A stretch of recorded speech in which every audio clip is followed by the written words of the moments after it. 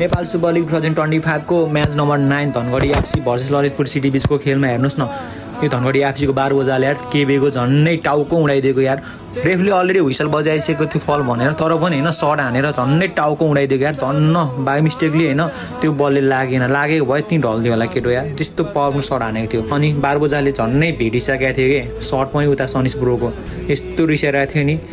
त्यो कहाँ ढलेको बल हान्दा त तेरो दिमाग छैन अलिकति नै भनेर हेर्नुहोस् न 12 बजालाई केबेले अलिकति हैन as a professional football player भएपछि एकदम फेयर प्ले खेल्नुपर्छ के गेम भनेको।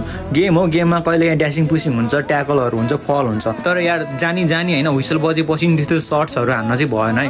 ल गाइस जे भए पनि आजको गेममा हैन बल पोजिसन हेर्ने हो भने चाहिँ 50-50% छ। दुईटै टिमको सर्ट्स अनि टार्गेट हेर्ने भने जम्मा एउटा मात्र छ ललितपुर सिटी एफसी को। आजको गेम त्यस्तो बबाल भइरहेको छैन, फर्स्ट हाफ झुर भइसक्यो गाइस हैन, स्कोर निक्लिनु पर्यो है। ल सेकेन्ड हाफमा चाहिँ अब कति गोल हान्छ आई डोन्ट नो। तपाईहरु कुन टिमलाई समर्थन गर्दै हुनुहुन्छ कमेन्ट गर्नुस्।